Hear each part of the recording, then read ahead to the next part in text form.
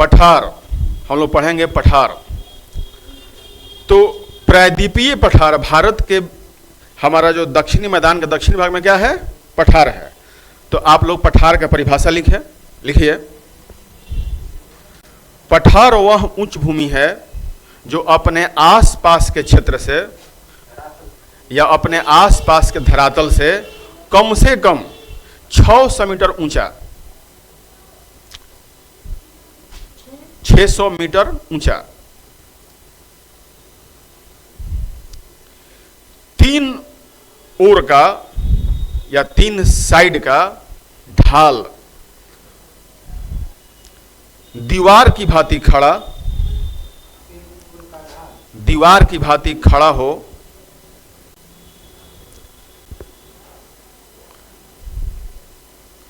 और एक भाग सामान्य ढाल वाला हो, एक भाग सामान्य ढाल वाला हो। यह दूर से देखने में मेज, कोष्ठ में टेबल की तरह ऊंचा और चौरस होता है। यह दूर से देखने में टेबल की तरह चौरस होता है।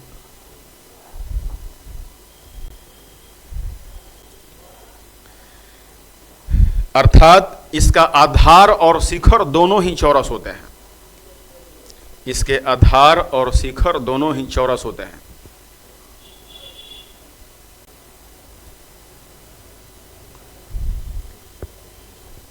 लेकिन ऊपरी भाग पर या शिखर पर आधार और शिखर दोनों ही चौरस होते हैं, लेकिन शिखर पर छोटी बड़ी पहाड़ियां पाई जाती हैं।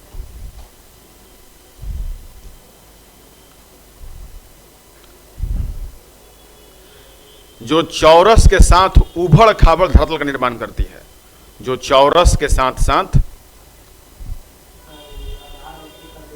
चढ़ी होती हैं। शिखर पर छोटी बड़ी पहाड़ियां भी होती हैं।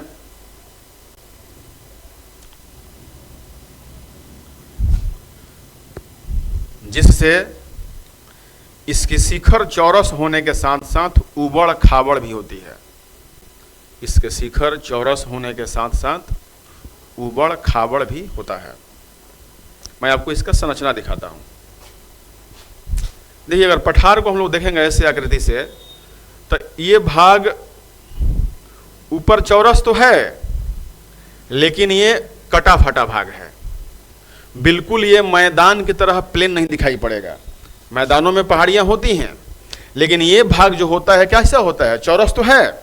आप रांची पठार चले जाइए, जो रांची का हमारा पठार, उसको हम लोग पट पठार बोलते हैं। तो रांची में आप जाएंगे तो कई छोटी बड़ी पहाड़ियां, कई प्रकार के वहां पर क्रेटर्स माने ज्वालामुखी के छिद्र भी पाए जाते हैं। तो ये ऊपर नीचे होते हैं। बिल्कुल ही पठार का ऊपरी शीर्ष है वो प्लेन मैदानों की भांति नहीं होता है। और इसको अगर हम लोग देखेंगे ऐसे, तो इसका निर्माण बिल्कुल ऐसे दिखेगा, ऐसे दिखेगा।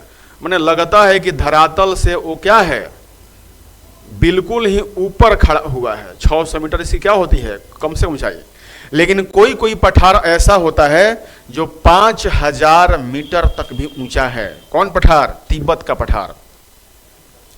तिब्बत का पठार हिमालय पर्वत और क्युनलुन पर्वत के बीच में जो अवस्थित है, इसका अधिकांश भाग तिब्बत पर्वत का चाइना में है।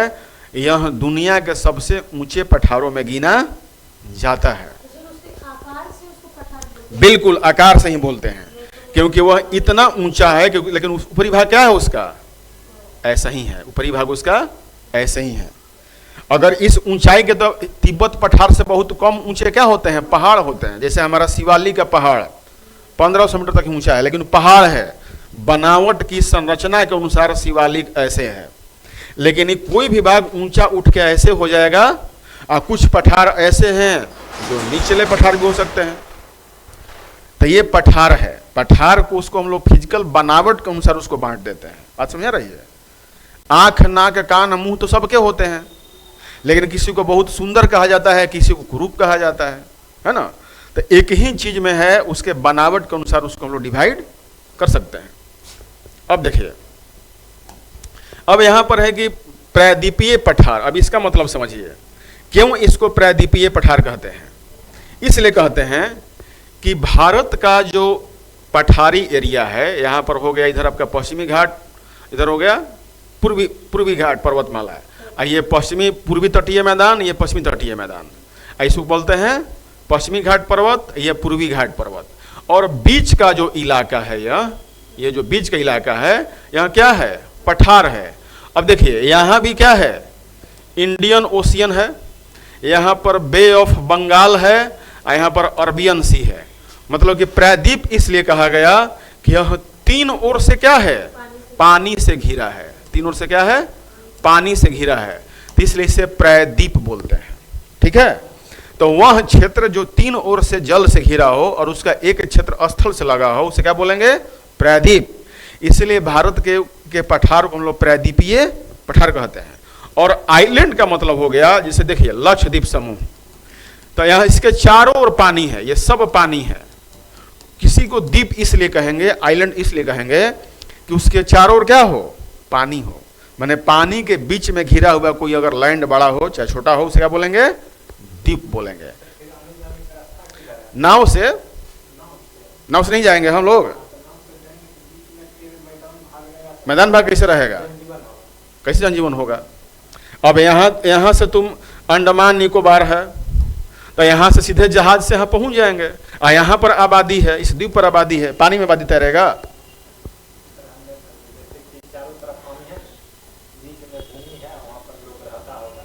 हाँ, तो यहाँ पर न ये द्वीप हो गया, ये सब भूमि है, ये सब क्या है, भूमि है, ये चारों तरफ पानी है। अब यहाँ पहुंचना हो तो हम कैसे पहुंचेंगे, हवाई जहाज से पहुंचेंगे या स्टीमर नाव से पहुंचेंगे। अब बीच में जमीन कहाँ से हो जाएगा, नहीं समझ में आया। हाँ ठीक है, कैसे होगा, कैसे होगा तुम बताओ, कैसे होगा। हवाई जहाज उड़ के होगा, नाव से होगा, या ब्रिज बांध देंगे। ये तुम्हारा सोच है ना, ऐसे कैसे होगा। इतना जब नहीं दिमाग को ग्रो करो तो कैसे होगा, एकदम गड़बड़ है। इसको सोचना शुरू करो। गंगा के उस पर जाना तो कैसे जाओगे, गंगा उस पर जाना तो कैसे जाओगे, नाव नहीं चलता है, ट्रेन बस कैसे चलता है। तो बिल्कुल, अगर जो आइलैंड नजदीक होंगी, यूरोपियन कंट्री में जाओगे तो यूरोपियन कंट्री में अधिकांश कंट्रियां क्या है, आइलैंड टाइप का है। उन सब में लंबे लंबे ब्रिज बने हुए हैं, या स्टीमर भी चलती है, जहाज भी चलती है, हवाई जहाज भी चलता है। ठीक है, तो यहाँ पर पहुंचने के लिए कितने माध्यम हो सकते हैं। आगे आते हैं। अब देखिए, अब आप द्वीप समझ गए और प्रायद्वीप समझ गए। अब जो भारत का प्रायद्वीपीय पठार है, इसमें कौन से चट्टान से बना हुआ है, एग्नियस रॉक्स। ये सब हम आगे आपको चट्टान में क्लियर करेंगे, यहाँ समझिए केवल। आग्नेय चट्टान, रूपांतरित मेटामॉर्फिक और क्रिस्टलीय शैलों से निर्मित यह पठार प्राचीन गोंडवाना लैंड का अंग है। किसका अंग है, गोंडवाना लैंड। क्योंकि हमारा जो पैंजिया महाद्वीप था, अब इसको भी थोड़ा सा चर्चा कर लो। संपूर्ण पृथ्वी पर दो ही चीज था, एक था पूरा ओशियन, सागर, और इसी के बीच में क्या था, एक आइलैंड जिसका नाम था पैंजिया। क्या नाम था, पैंजिया। और इसका क्या नाम था, पैंथालासा। पैंथालासा क्या था, सागर, पूरे पृथ्वी पर कवर किए हुए था। अब बीच में वो भूमि क्या था, पैंजिया। पैंजिया में जब विखंडन हो गया, क्या हो गया, पैंजिया टूट गया, तो ऊपर वाले भाग को बोले अंगारा लैंड। क्या बोले, अंगारा लैंड। और दक्षिणी भाग को बोले गोंडवाना लैंड। ये भी ऊपर वाला भाग टूट गया 4 भागों में, तो 4 महाद्वीप, और नीचे टूट गया 3 तो 3 महाद्वीप। तो सवाल ये है कि जो भारत का प्रायद्वीपीय पठार है, इस नीचे वाला भाग का गोंडवाना लैंड का क्या है, अंग है। इसके मध्य धारवाड़ स्थलाकृति चक्र में प्रारंभिक पर्वतों का भी निर्माण हुआ है। सवाल आपसे सीधे पूछा जाएगा कि प्रायद्वीपीय पठार किसका अंग है, तो गोंडवाना लैंड का ही अंग है। लेकिन आगे चल के इसमें कई और प्रकार के नए नए पठारों का निर्माण होना शुरू हो गया और नई नई स्थलाकृतियां बननी शुरू हो गई। क्योंकि मैग्मा के ऊपर उठने से भी पठारों का निर्माण होता चला गया। नेक्स्ट पेज पर हम लोग आते हैं।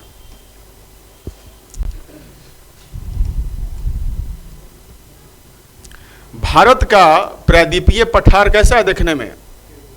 त्रिभुजाकार है।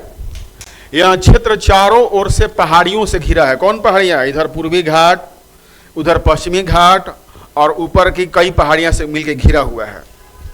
इसके उत्तर में अरावली, देखिए फिगर बना दें, देखिए यही ना हमारा पठारी इलाका है, पठार है। ये जो इलाका है इसको हम लोग बोलते हैं पश्चिमी घाट पर्वत बोलते हैं, ये ऊंचा भाग है। इसको बोलते हैं पूर्वी घाट। और इस भाग में कई पहाड़ियां हैं जिसका नाम दिया अरावली, विंध्य, सतपुड़ा और राजमहल हिल्स इसको घिरे हैं। मन ये सारे चारों ओर से ये सारा भाग क्या है? पहाड़ियों से घिरा हुआ है। और ये बीच का भाग क्या है? पठार है। पश्चिम में सह्याद्री, माने इसी को हम लोग पश्चिमी घाट को क्या बोलते हैं? सह्याद्री। और पूरब में पूर्वी घाट स्थित है। संपूर्ण पठारी भाग की लंबाई उत्तर से दक्षिण में कितनी है जी? 1600 किलोमीटर। अगर इस पठार को देखा जाए, पठार देखा जाए तो कितना है? 1600। तथा पूरब पश्चिम चौड़ाई कितनी है? 1400। यह कितना है? 1400 एवरेज। यह कुल 16 लाख वर्ग किलोमीटर क्षेत्र में स्थित है। इसका एरिया कितना है? 16 लाख। यह सवाल पूछ सकता है कि भारत के प्रायद्वीपीय पठार का क्षेत्रफल कितना है? 16 लाख वर्ग किलोमीटर। ठीक है। यह पठार भारत का प्राचीनतम भूखंड है जिसकी औसत ऊंचाई 600 से कितनी है? 900 मीटर तक है। एवरेज हाइट कितना है? 600 से 900 है। समान रूप से प्रायद्वीप की ऊंचाई पश्चिम से पूरब की ओर कम होती जाती है, जिसका प्रमाण यह है यहाँ की अधिकांश नदियों के बहाव की दिशा में भी मिलता है। इसको अगर फिगर से हम लोग समझें तो जो हमारा प्रायद्वीपीय पठार है, प्रायद्वीपीय पठार है, तो ये क्या है? वेस्ट है। ये क्या है? ईस्ट है। ये पश्चिमी घाट, ये पूर्वी घाट। तो इसका क्या कह रहा है कि पश्चिम से पूर्व की ओर ढाल, इसकी ऊंचाई कम होती है। ये भाग क्या है? इधर का भाग क्या है? ज्यादा ऊंचा है। क्या है? ज्यादा ऊंचा है। आई क्या है? डाउन है, कम है। तो इसलिए अधिकांश नदियां कैसे बहती हैं?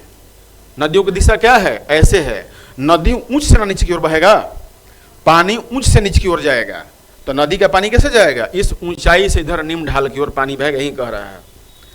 सोन, चंबल, दामोदर नदियों के प्रवाह से स्पष्ट होता है कि प्रायद्वीपीय पठार का ढाल उत्तर पूर्व से दक्षिण भाग में, ढाल पश्चिम से पूर्व की ओर है। मतलब इस देखा जाए तो इसका भाग है उत्तर पश्चिम से दक्षिण पूर्व की ओर है। पठारी भाग का जो ढाल है वो उत्तर पश्चिम से दक्षिण पूर्व की ओर है। इस एंगल को हम लोग क्या बोलेंगे? इसको बोलेंगे क्या? North west. इसको क्या बोलेंगे? South east. अगर ब्रैकेट में देखा जाए तो पठार का ढाल कैसे है? ऐसे है। इसको बोलेंगे नॉर्थ वेस्ट, इसको बोलेंगे साउथ ईस्ट। तो इस पठार का ढाल ऐसे ना आ रहा है, यही है। तो इसे इसका ढाल ऐसा होता है।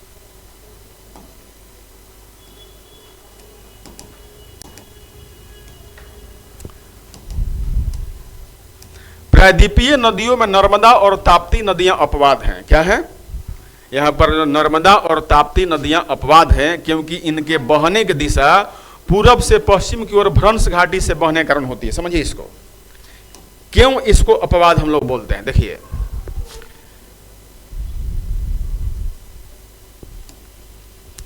यहां पर गुजरात में जो नर्मदा और तापी बहती है, इस इलाके में मान लीजिए, तो सभी नदी बहती है इधर की ओर, लेकिन दो नदी जो है नर्मदा और ताप्ती ऐसे बहती है। क्यों बहती है? ढाल तो इधर है, स्लोप तो इधर है। बहने कारण है कि इस पश्चिमी घाट क्षेत्र के ऊंचे भाग में पहले से दरार फट गया है, तो दरार डाउन हो गया। जिससे मान लो कि ये भाग ऐसे, मेरा हाथ ऊंचाई इधर जा रहा है और यहां से नदी को बहना हो, यहाँ हाथ में क्या हो गया? दरार फट गया है। तो पानी दरार से होकर क्या हो जाता है? बह जाता है। तो इसीलिए नर्मदा और तापी जो है भ्रंश घाटी अर्थात दरार से होकर गिर जाती है। किधर? अरब सागर में। ये अरबियन सी है, अरबियन सी। इधर बे ऑफ बंगाल में सबसे अधिक नदियां क्या होती हैं? गिरती हैं। अब आइए, इस क्षेत्र के मुख्य प्राकृतिक स्थलाकृतियों में टार, ब्लॉक पर्वत, भ्रंश घाटियां पर्वत स्कंध, नग्न चट्टान संरचना, टेकरी पहाड़ी श्रृंखलाएं और डाइकस इत्यादि शामिल है। इसको डाइक बोलते हैं। मतलब कि ये हुआ कि पहाड़ों में अचानक ये ऊंचा भाग है, अचानक ऊपर उठ गया तो क्या हो जाएगा, ब्लॉक पर्वत हो जाएगा। फिर इसी में देखेगा कि टेकरी पहाड़ी थोड़ा सा ऐसे डाउन हो जाएगा, डाइकस अचानक ऐसे मतलब कि लठ की तरह खड़ा हो जाएगा। तो ये सब आकृतियां इन पठारों में क्या होती है, पाई जाती है। जैसे झारखंड पठार में जाओगे तो लावा मेसा और लावा बूटी पाई जाती है। तो लावा और लावा मेसा बूटी क्या है, एक ऊपर उठे हुए पहाड़ों का कटा फटा भाग है। नींद आ रहा है आप लोग को, आंख में मिर्चा मल के आप लोग आइए। जो प्राकृतिक जल संग्रह के भी स्थल हैं, इस पठार के पश्चिम और उत्तर पश्चिमी भाग में मुख्य रूप से काली मिट्टी पाई जाती है। देखिए काली मिट्टी क्यों, पठार का निर्माण अधिकांश किससे होता है, ज्वालामुखी के निकले हुए मैग्मा से हुआ है। और जब मैग्मा जमता है तो बेसाल्टिक संरचना का क्या होता है, निर्माण होता है। और बेसाल्ट चट्टानें इग्नियस रॉक्स के एग्जाम्पल हैं। तो इसलिए जब बेसाल्ट चट्टान काला होता है तो काला चीज के टूटने से जो मिट्टी बनेगी कैसी बनेगी, काली बनेगी। अगर यहाँ पे कोई पहाड़ हो और पूरा पहाड़ अगर लाल कलर का हो, लाल हो, तो यहाँ मिट्टी कैसे बनेगी, लाल बनेगी। लेकिन यहीं अगर पहाड़ काला हो तो यहाँ मिट्टी कैसा होगा, काला होगा। सारे मिट्टी का निर्माण चट्टानों के टूट फूट से ही होता है। कोई भी मिट्टी जो बनी है, हमारे यहाँ जो बिहार में मिट्टी बनी है, ये हिमालय के चट्टानों के महीन बारीक टूट फूट से हुआ है। अगर मान लो कि तुम्हारे घर में कोई ईंट है, कच्ची ईंटा है, लेकिन जो ही उसको थोड़ दोगे, पीस दो, तो क्या हो जाएगा, वो मिट्टी बन जाएगा। तो ऊंचे पहाड़ को जब नदियां काट काट करके और उसको आपस में रगड़ रगड़ के सनिघर्षण करके जब जमीनों पर बिछा देती है जल के कारण, तो उसे क्या बोलते हैं, वो मिट्टी हो जाएगा, मैदान बन जाएगा। प्रायद्वीपीय पठार के अनेक हिस्से भू उत्थान और विभाजन, भ्रंश, विभंग, निर्माण प्रक्रिया से लगातार पुनरावृत्ति के दौर से गुजर रहे हैं। मतलब देखिए, समझिए, पठार के से भू उत्थान माने पठार ऐसे है लेकिन अचानक नीचे से बल भाग क्या हो जाएगा, उठ जाएगा और ऊंचा हो जाएगा। विभाजन, पठार ऐसे है लेकिन उसमें क्या हो जाएगा, ब्रोकन हो जाएगा, टूट जाएगा, अलग अलग हो जाएगा। भ्रंश, भ्रंश मतलब ही दरार होता है। तो चट्टानें और ऊंचा हो रही हैं, टूट जा रहा है, अलग अलग हो जा रहा है, ये सब इसमें क्रियाएं देखने को मिल रही हैं। और ये होता रहेगा क्योंकि ये सब किससे होता है, भूगर्भिक बल के द्वारा या भूगर्भिक हलचल के द्वारा होता है। भीमा भ्रंश इसका उदाहरण है। भीमा एक नदी भी है कर्नाटका में, तो वहां पर ऐसे दरार पाई जाती है जिसको देखने से क्या लगता है कि वहां पे चट्टानें दरके हुए हैं, पठार दरका हुआ है। प्रायद्वीपीय पठार की सबसे ऊंची चोटी क्या है, अनाईमुडी, याद रखिएगा। प्रायद्वीपीय पठार की सबसे ऊंची चोटी अनाईमुडी 2695 मीटर ऊंची है, जो पश्चिमी घाट के अनामलाई पहाड़ियों में क्या है, स्थित है। और दूसरी और सबसे ऊंची चोटी क्या है, दोदा बेटा, और यह नीलगिरी पहाड़ियों में स्थित है। मैंने तमिलनाडु राज्य में इसको देखने को मिलता है, ठीक है ना। अन्नामलाई तमिलनाडु में है और यह दोदा बेटा यह नीलगिरी पहाड़ियों में स्थित है। तो दक्षिण भारत की सबसे ऊंची चोटी क्या है, अनाईमुडी पठार की। प्रायद्वीपीय पठार को पठारों का पठार कहते हैं। अब समझिए, जो हमने ये पठार बनाया है, क्यों पठार पठार कहते हैं, क्योंकि इस भाग के पठार को कई भागों में क्या किया गया है, डिवाइड किया गया है। माने कई पठार मिलकर के एक पठार का निर्माण करते हैं। समझे, क्योंकि यह अनेक पठारों से मिलकर बना है, जैसे केंद्रीय उच्च भूमि, पूर्वी पठार, उत्तरी पूर्वी पठार एवं दक्कन का पठार इत्यादि। अब केंद्रीय उच्च भूमि में क्या है, माने इस पठार के बीच में क्या है, केंद्रीय उच्च भूमि इसलिए कि ये जो हमारा क्षेत्र है, तो इस क्षेत्र में एक ऐसा यहाँ से क्षेत्र चला आता है जो ऐसे ऊंचाई लिए बना हुआ है, और इसका ढाल इधर की, इसका ढाल क्या है, इधर हो। माने पश्चिमी घाट जो पर्वत है वह केंद्रीय उच्च भूमि के नाम से भी जाना जाता है। इसमें कई श्रेणियां मिली हुई हैं। केंद्रीय उच्च भूमि के अंतर्गत अरावली श्रेणी, मेवाड़ का पठार, मालवा का पठार, बुंदेलखंड का पठार, विंध्यन श्रेणी, सतपुड़ा श्रेणी आदि आते हैं। मन इन सभी भागों में ऐसे ऐसे छोटे छोटे पठार पाए जाते हैं, पहाड़ी पाई जाती है, जिससे बीच में क्या है, भाग ऊंचा हुआ है। ये पठार बीच में क्या हुआ, उभरा हुआ है। इसे हम लोग भारत का महान जल विभाजक भी कहते हैं, ठीक ना। ये जल विभाजक होता है।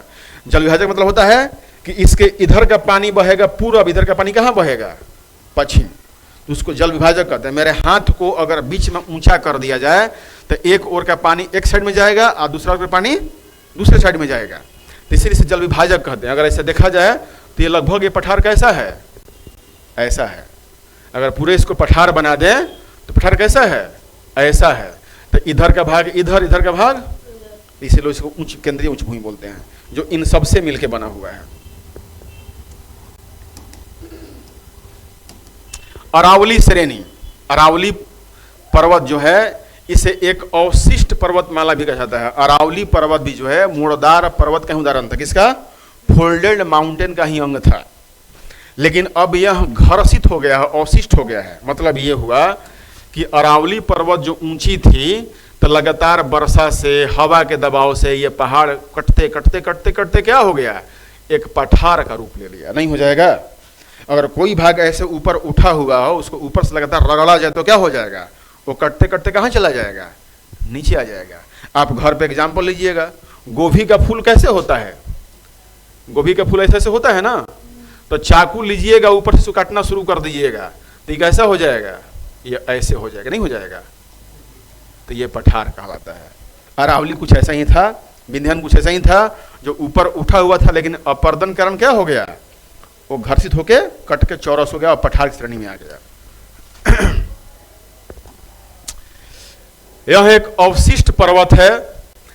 यह विश्व का प्राचीनतम मुड़दार पर्वत है, माने ओल्डेस्ट फोल्डेड माउंटेन। इसकी उत्पत्ति प्री कैम्ब्रियन काल में, माने एज जो था पृथ्वी का, तो प्री कैम्ब्रियन काल में हुई है। ये मैं बताऊंगा तब आपको, जब पृथ्वी के भूगर्भिक इतिहास पढ़ाऊंगा, इसके बाद तो सब बता देंगे आपको। यह अहमदाबाद के निकट से प्रारंभ होकर उत्तर पूर्वी दिशा में, अहमदाबाद कहाँ है, गुजरात राज्य में, अहमदाबाद से प्रारंभ होकर उत्तरी पूर्वी दिशा में दिल्ली के दक्षिणी पश्चिमी तक लगभग 800 किलोमीटर की लंबाई में फैला हुआ है। यहाँ पर सबसे ऊंची चोटी माउंट आबू के निकट गुरु शिखर है, जो 1722 मीटर ऊंचा है। आप लोग नोट कर सकते हैं कि अरावली पर्वत की सबसे ऊंची चोटी कौन है, गुरु शिखर। माउंट आबू एक पर्वत है राजस्थान में। माउंट आबू ही एक ऐसा जगह है जहां गर्मियों में भी ठंडा पड़ता है, ऊंचाई के कारण। 22। अच्छा ये बताओ, पटना को जहां तुम बैठे हो, इसको अगर हिमालय पर्वत तो ऊंचा कर दिया, यहाँ पर क्या होगा, गर्मी की ठंडा, ठंडा बर्फ जम जाएगा। इस क्लासरूम को अगर उठा दिया जाए 88-48, तो हम सब लोग क्या हो जाएंगे, जम जाएंगे, जम जाएंगे। वो आगे नेक्स्ट हम पढ़ाएंगे, जब वायुमंडल पढ़ाएंगे तब उसमें क्लियर बताएंगे आपको। इन पहाड़ियों का दक्षिणी भाग जो उदयपुर के निकट स्थित है, जग्गा पहाड़ियां कहलाती थी। याद रखिएगा, जग्गा पहाड़ी कहाँ है, माने राजस्थान में है, उदयपुर के निकट।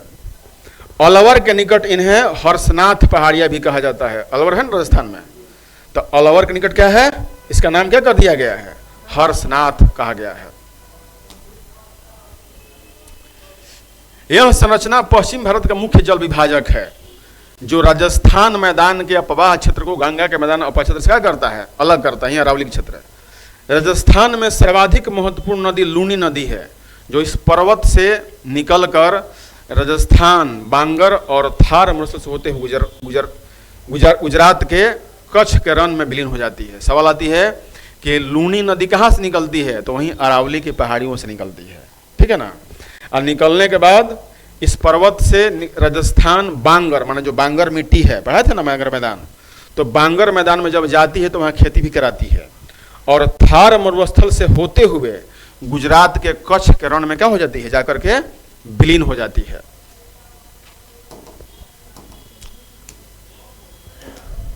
अब देखिए, एक पहाड़ है, पठार है मेवाड़ का पठार। मेवाड़ का नाम सुने हैं ना, वो भी राजस्थान में है मेवाड़। इससे कुछ भाग मिलता है मध्य प्रदेश से भी। मेवाड़ राजाओं के लिए, मेड़ता राजाओं के लिए फेमस था, राजपूतों के लिए। इस पठार का विस्तार मध्य प्रदेश राजस्थान दोनों में है। यह अरावली पर्वत श्रृंखला को मालवा के पठार से क्या करता है, अलग करता है। यह पठार अरावली पर्वत श्रृंखला से निकलने वाली नदी बनास अपवाह क्षेत्र में आती है। मतलब कि यहाँ पर बनास नदी क्या होती है, बहती है। मालवा का पठार पूरा जानिए। यह लावा से निर्मित मालवा का पठार काली मिट्टी का संप्राय मैदान बन गया है। मतलब कि यहाँ बेसाल्टिक संरचना हुई और बेसाल्ट के टूट फूट से जो मिट्टी बनी कैसी बन गई, काली मृदा बन गई। और संप्राय मैदान इसलिए कहते हैं, संप्राय मैदान का मतलब होता है कि वह मैदान जो ऊपरी भाग में समतल हो और कोई कोई भाग इसमें छोटी छोटी क्या हो, उठा हो। तो ऐसा ये मैदान को क्या बोलते हैं, संप्राय मैदान। इसका ढाल गंगा घाटी की ओर है और इस पर बेतवा, पार्वती, काली, सिंध, चंबल नदियां आदि क्या होती हैं, बहती हैं, जो आगे जाकर जमुना में मिल जाती है। इन नदियों का मध्यवर्ती भाग उपजाऊ क्षेत्र है, माने जहां नदी बहती है अपने साथ जलोढ़ मिट्टी क्या करती है, बिछा देती है, लेकिन हल्का जड़ होता है, जिन पर काली उपजाऊ मिट्टी का जमाव है। पठार के उत्तरी भाग को चंबल और उसकी सहायक नदियों के बीहड़ खड्ड के रूप में परिवर्तित कर दिया गया है। देखिए बीहड़ समझते हैं क्या होता है, आपने हमेशा सुना होगा चंबल का बीहड़, चंबल का बीहड़। चाहे मध्य प्रदेश राजस्थान में बीहड़ पाए जाते हैं, कई सिनेमा टकाटुक बनाए गए हैं। बीहड़ का मतलब होता है, समझिए, बीहड़ के मतलब ऊपर जंगल होगा लेकिन नीचे खाई होगा। देखो फिगर समझो, जैसे कोई ये भाग है और इस भाग में नदी के द्वारा काट फाट दी जाती है, क्या होगा, ऊपर से तो देखने में सही लगेगा, लेकिन जो नीचे वाला भाग है अब इस पर क्या होगा, इस पर जंगल उगा है, क्या है, लोगों घर मकान है, माने जंगली क्षेत्र है, इस पर जंगल उगा है। अब कोई पुलिस आएगा तो क्या करेगा, इन समतल भागों से टॉर्च मारेगा तो इधर दिखाई पड़ेगा। इन बीहड़ों में कौन बैठे हुए हैं, डकैत, चोर लुटेरे। अभी बिल्कुल खड़ा नहीं है लेकिन कटा फटा है। तो नदियां एक समतल क्षेत्र को जब डीप नीचे काट देती हैं और उभड़ खुबड़ लगता है कि एक ही क्षेत्र में कोई नाली बना हुआ है, तो इन्हीं में डकैत क्या होते हैं, छिपे होते हैं। अगर यहां से देखोगे तो सब समतल दिखेगा, लेकिन नीचे क्या होता है, इसीलिए कोई भी डकैत होता था तो कहां भाग जाता था, चंबल के बीहड़ों में। अगर इसमें कोई देखो, अब इसमें जो रह रहा है इसमें भी जंगल उगा हुआ है, यहां भी जंगल उगा हुआ है, पूरा क्षेत्र बड़ा बड़ा क्षेत्र होता है। अब इसमें कोई पुलिस उतरेगा, ये यहीं पर हमेशा रह रहा है, तो इस क्षेत्र के बारे में जानकारी किसको ज्यादा रहेगी, डकैतों को। पुलिस को घेर के चारों से मार देगा। पुलिस का कब्रगाह कहा जाता था चंबल के बीहड़ों को, जान लीजिए। नहीं रहता उतना, हमको तुम्हारे गांव के बारे में भूगोल पढ़ाते हैं, सब जानकारी है, लेकिन गांव के अंदर जानकारी नहीं है। हमको पता है कि पटना कैसा है, तुम पटना में अपने गांव से आए हो, तुमको पूरा पटना नहीं पता है, जानते हो पटना का क्या है, लेकिन हकीकत नहीं जानते हो। तो यहाँ उसको पता है कि नीचे बीहड़ है, लेकिन बीहड़ में कहाँ क्या उसको नहीं पता है, तो इसलिए मारे जाते थे। ये बीहड़ कृषि की दृष्टि से उपयोगी नहीं है, खेती कैसे होगा ऊबड़ खाबड़ में। यह क्षेत्र भारत में अवनालिका अपर्दन से सर्वाधिक प्रभावित होता है। अवनालिका माने क्या, वही नदी जो है वो काट काट के गहरा भाग बना दी है, उन्होंने नलिकाओं का विकास कर दी है।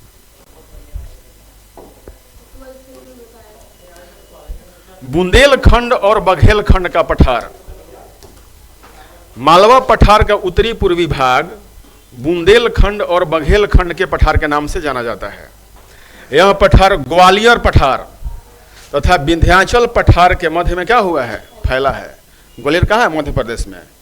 विंध्याचल का अधिकांश भाग कहाँ है, उत्तर प्रदेश में भी है और एमपी में भी है, बिहार में थोड़ा सा भाग है। यह प्राचीनतम बुंदेलखंड नीस से निर्मित है। नीस एक प्रकार का क्या है, चट्टान है, ठीक है ना, नीस है, शिष्ट है, चट्टान है।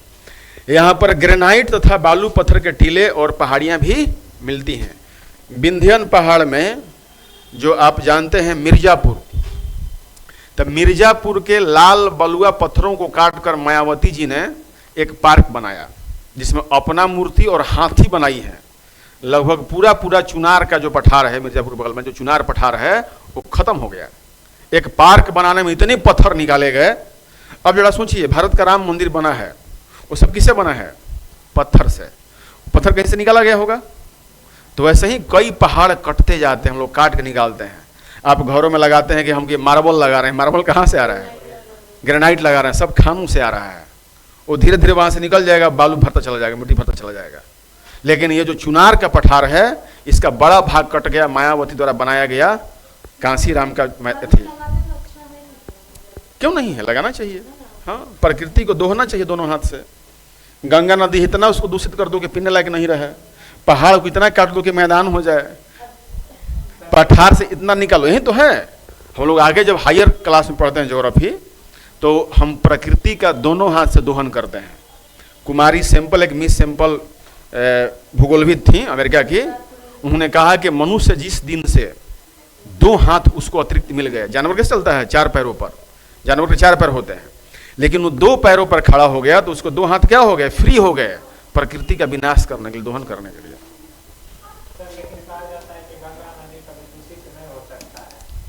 पानी पिया करो गंगा जी का, पानी पिया करो गंगा जी का।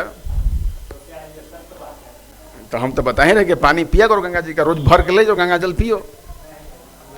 गंगा जल पीने लायक नहीं है, क्योंकि जितनी मात्रा में बैक्टीरियोफेज है बैक्टीरियोफेज क्या करता है, गंगा में दूषित जल में जो पाए जाने वाले कीड़े उसको खा जाता है।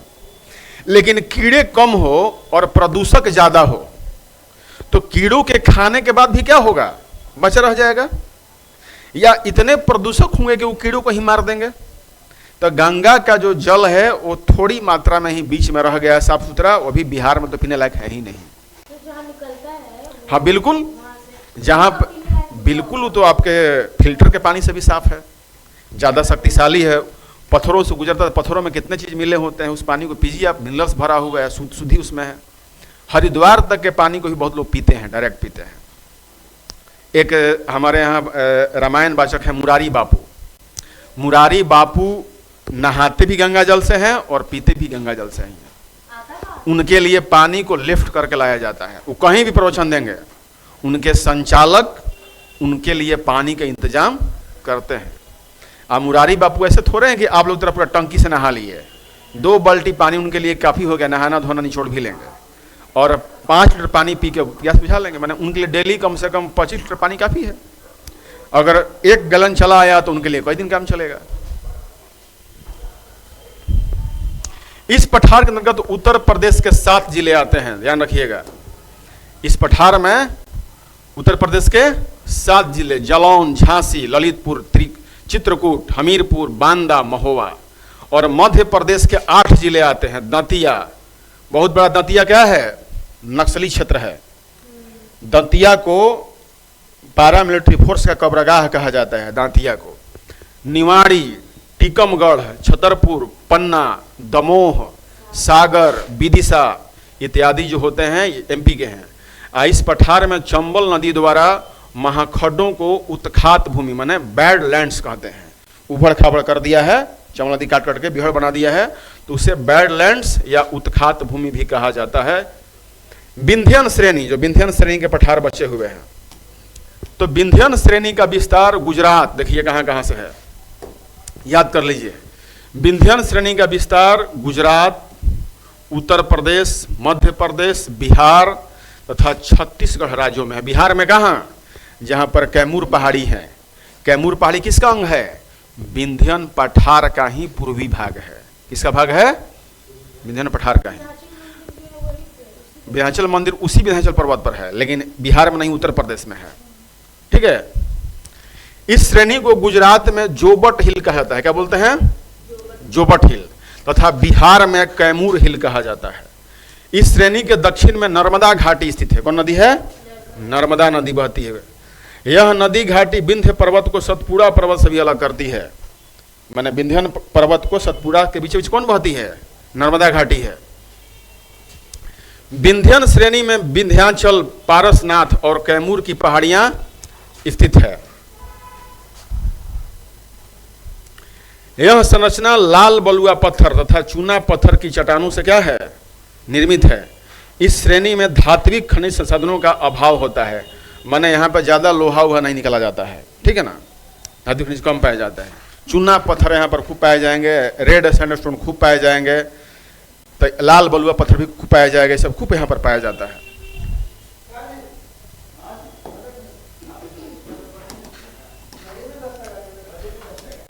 सतपुड़ा रेंज। एक हम लोग हिंदी में कविता सुनते थे, सतपुड़ा के घने जंगल ऊँघते अनमने जंगल। हम लोग पढ़ते थे पहले 6 या 7 क्लास में था, 8 क्लास में रहा होगा। तो सतपुड़ा के जंगल क्या है? घना जंगल है। तो सतपुड़ा श्रेणी क्या है? पठार पर है। यह पर्वतमाला नर्मदा और ताप्ती नदी के बीच पश्चिम दिशा में राजपीपला की पहाड़ियों से प्रारंभ होकर तथा 3 पहाड़ी श्रृंखला के समूह के रूप में छोटानागपुर पठार तक फैली हुई है। यह एक ब्लॉक पर्वत है जो अधिकांश बेसाल्ट और ग्रेनाइट चट्टानों से बना है। जैसे ही आप ब्लॉक पर्वत मान के चलिए, तो सतपुड़ा श्रेणी का मतलब कि यहाँ भी पठार था, लेकिन ये भाग ऊपर ऐसे उठ गया है, इसलिए ब्लॉक कहते हैं कि अगर इधर से कोई इधर जा रहा है या इधर से इधर आ रहा है तो रास्ते में क्या करता है? ये ब्लॉक करता है। इसलिए ब्लॉक पर्वत कहते हैं कि बीच में अचानक भाग ऊपर क्या हो गया? उठ गया। या कोई भाग ऐसा था, ध्यान रखिए कैसा भाग था, तो इसके किनारे वाले भाग क्या हो गए? डाउन हो गए। और ये भाग यहीं रह गए तो कैसे हो जाएगा?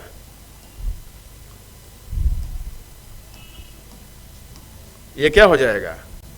तो यहां से देखने को लगेगा, ऐसे समझिए, जो भाग डाउन नीचे हो जाएगा तो यहां लगेगा ये नीचे हो गया, ये पहले उस जगह बना हुआ है। मैंने 2 तरह का, जैसे मेरे सिर और हाथ दोनों बराबर है ना, अब समतल है, लेकिन मेरा हाथ नीचे ऐसे बैठ जाए तो सिर ऊंचा दिखाई पड़ेगा? नहीं पड़ेगा। तब बीच का भाग अगर वहीं रह जाए और किनारे वाला भाग नीचे धंस जाए तो उसको भी क्या बोलते हैं? ब्लॉक पर्वत। महादेव पहाड़ी में सतपुड़ा पर्वत श्रृंखला की सर्वोच्च चोटी धूपगढ़ है। क्या है? धूपगढ़ी बोलते हैं, याद रखिएगा। महादेव पहाड़ी में अब सतपुड़ा रेंज है, इसी में कोई महादेव पहाड़ है और इसमें भी कोई ऊंचा भाग, तो उसका नाम क्या है? धूपगढ़। धूपगढ़ी के समीप पंचमढ़ी स्थित है। यह मध्य प्रदेश के प्रमुख स्वास्थ्य वर्धक स्थल है। पंचमढ़ी माने क्या? ये अधिक ऊंचाई पर है, फॉरेस्ट ज्यादा है, तो यहाँ पर जाने से क्या होता है? तबीयत में लाभ होता है। इस प्रदेश में नदियां अनेक जलप्रपात बनाती हैं। इसमें जबलपुर के निकट नर्मदा नदी पर धुआंधार जलप्रपात प्रसिद्ध है। यहाँ संगमरमर की चट्टानें भी पाई जाती हैं। अब जलप्रपात क्या होगा? कोई क्षेत्र ऐसा है, देखो, कोई क्षेत्र ऐसा ऊंचा हुआ है, अचानक नीचे डाउन हो गया और यहाँ नदी बह रही थी, तो नदी अचानक जब नीचे गिरेगा तो उसे क्या बोलेंगे? वाटरफॉल, जलप्रपात बोलेंगे। क्योंकि वो पहाड़ पर ही बना है ना। हाँ, तो जब ऊपर से गिरेगा तो क्या तोड़ के लाएगा? अमरूद तोड़ के लाएगा कि पत्थर तोड़ के लाएगा? पत्थर वहां कहां से आ गया? समतल भाग पर मिट्टी है कि पत्थर है? मिट्टी नहीं है, मिट्टी थोड़ी सी मिट्टी है। पहाड़ों पर मिट्टी का लेयर होता है 2, 4, 5 इंच होता है, नीचे सब क्या है? पत्थर है। तो ऊपर के मिट्टी को हटा के जब नीचे के पत्थर को खंधाड़ करके नीचे गए तो पत्थर ना जमा होगा। आज समझ में आ गई? मिट्टी केवल ऊपरी भाग में है। हिमालय पर्वत भी जाओगे तो वहां पर भी वनस्पतियों के टूटने फूटने से थोड़ी बड़ी मात्रा में क्या हो जाएगी? मिट्टी की जमाव रहेगा। लेकिन नग्न चट्टानें, जब ऊपर की मिट्टी बह जाती है तो नग्न चट्टानें भी दिखाई पड़ती हैं। कॉमन सेंस लगाया करो बालक। कहां थे हम लोग? अब ब्लॉक पर्वत या होस्ट पर्वत, वही मैं को बता रहा था क्या होता है, जान लीजिए। यह भारत के प्रायद्वीपीय पठार में पाया जाता है। वह पर्वत जिसका निर्माण भ्रंशों के बीच स्थल के उत्थान ऊपर उठने अथवा भ्रंशों के बाहर भूमि के निमज्जन नीचे धंसने से होता है। बोला ना, या तो भाग, एक भाग ऊपर उठ जाएगा या बीच का भाग नीचे, सॉरी, या तो ऊपर उठ जाएगा भाग कोई, या तो कोई भाग ऐसे था। देखो समझ लो इसको 3 टुकड़ा में हम लोग काट देते हैं, ठीक है। अगर इस बीच का भाग केवल इसका क्या हो जाए? उत्थान हो जाए। क्या हो जाए? तो ये भाग कहां चला जाएगा? यहां पर। तो अब साइड से यहां पर्वत कैसे दिखेगा? ऐसे दिखेगा। लेकिन अब इसका दूसरा रूप देखो, ये किनारे वाले भाग अगर डाउन में चले जाए तो ये भाग कैसे दिखेगा? वो अपने जगह पर ही है, लेकिन ये कहां चला गया? नीचे। तो यहां से पर्वत कैसे हो जाएगा? ऐसे दिखेगा।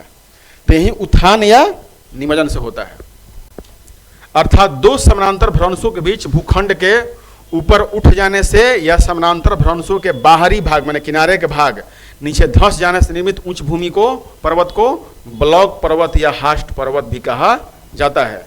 इस पर्वत के बीच स्थित निम्न भूमि को ग्राबेन बोलते हैं। क्या बोलेंगे? जो डाउन में हो गया वो ग्राबेन कहलाएगा, ये ग्राबेन कहलाएगा।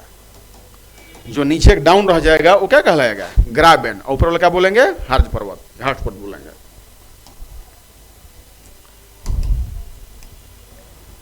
पूर्वी पठार, पूर्वी पठार के अंतर्गत छोटानागपुर के पठार, महानदी बेसिन एवं दंडकारण्य के पठार को सम्मिलित किया जाता है, जिनका वर्णन निम्नलिखित है। तो अभी हम यहां पर ब्लॉक करते हैं, इसको नेक्स्ट क्लास में पढ़ाया जाएगा, ठीक है।